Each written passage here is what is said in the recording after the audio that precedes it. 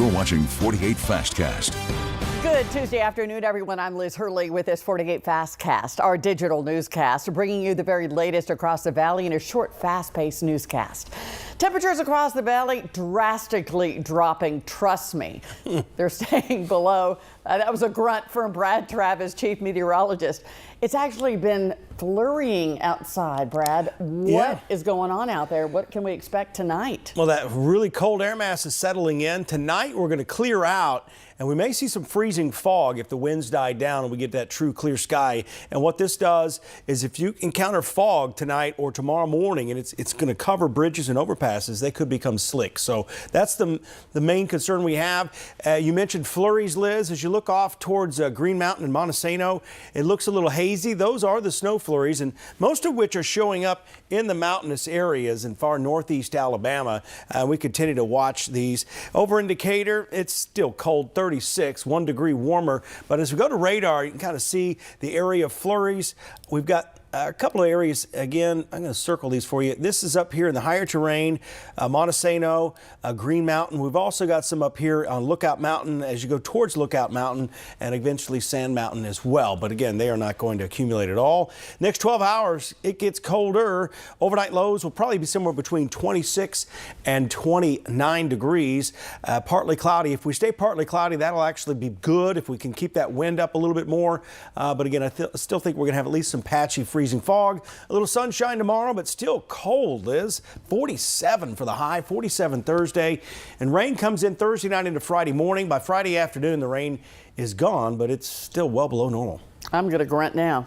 Thank you, Brad. One person injured today in a Huntsville wreck that happened this morning. Don Webster with MC says crews responded to that wreck on Winchester Road. It was about 8:30 this morning. Don Webster says one person was injured and taken to Huntsville Hospital and is currently in stable condition. The U.S. Marshal Service is offering a reward for any information leading to the arrest of a wanted high school football coach from Virginia. Authorities are offering up to $5,000 in the search for Travis Turner, who's wanted on multiple child pornography charges. Authorities began searching for Turner last month, beginning a weeks-long search for the coach. His family's attorney says Turner left his home to walk into the woods with a gun, and they have not heard from him since. Anyone with information on his whereabouts is asked to call 911, Virginia State Police, or U.S. Marshals. The holiday season finally here, and with the colder temperatures comes Huntsville Parks and Recs 2025 winter program. This year's guide has more than 100 activities for all ages, most of which are completely free. Some of these activities include yoga, dance classes, and arts and crafts. Officials say they've included some of the biggest holiday events in the city too, including the Big Spring Jingle. We have a number of holiday/Christmas events at different recreation centers. So depending on where you are and what you want to be a part of, if you're a senior or if you're a young child that parents want to bring out and have a picture with Santa Claus made, you can do that. We kind of wrap up the season with our Big Spring Jingle in Big Spring Park. So we'll have some snow and we'll have Santa Claus there. To see the full list of activities, the winter guide now available on the City of Huntsville's website. And speaking of the City of Huntsville, a beloved Huntsville tradition this time of year coming together this afternoon. We'll tell you all about it when we come back.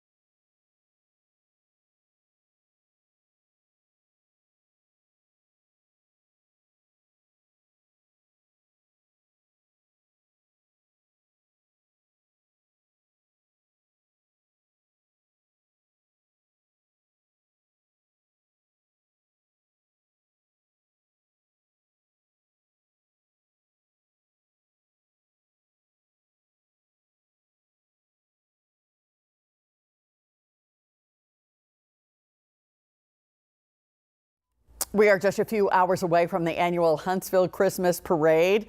The kickoff is happening in downtown Huntsville. The parade will start on Clinton Avenue, weaving its way throughout downtown before finally concluding near the lumberyard.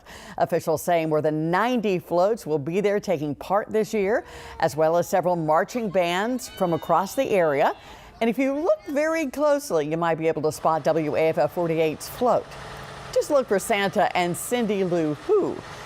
If you cannot make it in person, fear not. We'll show you live look-ins from the parade live during our evening newscasts. Here's a map, by the way, of tonight's parade route. Streets will close beginning at 5:30 ahead of the parade, which starts promptly at 6. They are expected to reopen, by the way, at 8 p.m. tonight. Now, your first alert weather with Chief Meteorologist Brad Travis. Oh, just a cold day, and it looks hazy, but these are snow flurries in the higher terrain here on Montesano and Green Mountain. No accumulation expected. It's 35 degrees. It is very cold. It's been breezy at times, too. I've circled the areas with the prominent flurry activity, far northeast Jackson County, northern DeKalb County, and there's some scattered flurries up towards Fayetteville as well, but no concern for any accumulation. The only concern for hazards would be some patchy freezing fog overnight tonight. That'll happen after we clear out and the wind finally dies down. This cold air mass continues to slowly invade the Tennessee Valley. Could be worse, much colder as you go up here to the north. 19 in Chicago, Green Bay at 18. Bigger wind chill, too. And they got another round of snow coming into Rapid City and Sioux Falls. That disturbance will ride to our north, but just look at the extent of the cloud cover. It's not going to get out of here today. We will not see the sun. We will have better chances for some sunshine tomorrow. Sky starts to clear out by 9 o'clock tonight. Temperatures then begin to fall below freezing, and that's when we start to wait for the wind to die down. If we can have a completely clear sky, area lakes most likely to have some of this freezing fog. Those bridges and overpasses, just something we'll have to monitor, and I'll give you an update on this tonight at 10. That's when we'll know for sure if we're probably going to be seeing that during the overnight hours. Tomorrow morning, another really cold start, mid to upper 20s, and by 9 o'clock, we finally climb above freezing. Light winds, some sunshine. That's going to make a huge difference, especially in the way you feel about the weather, because cloudy days, when you don't get sunshine, that seasonal affective disorder really kicks in, and I could agree with that too. By noon tomorrow, we're still in the mid-40s. Winds tomorrow, nothing really, so that's good news there too. Little sunshine and no wind.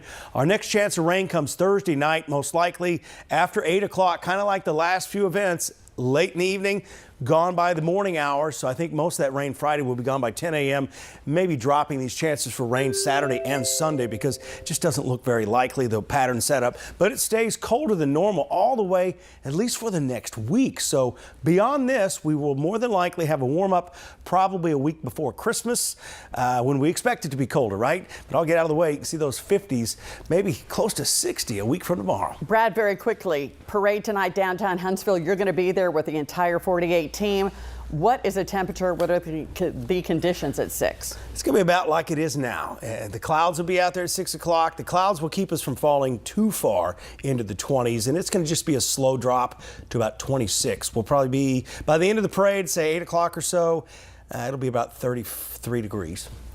Cold, so very bundle cold. Up. Woo, that'll the wind do it will for die down, so. Well, that's a positive there. And that'll do it for this Fast Cast on this Tuesday afternoon. We will be online again in just a few minutes with Before the 4, hosted by AJ Weiss.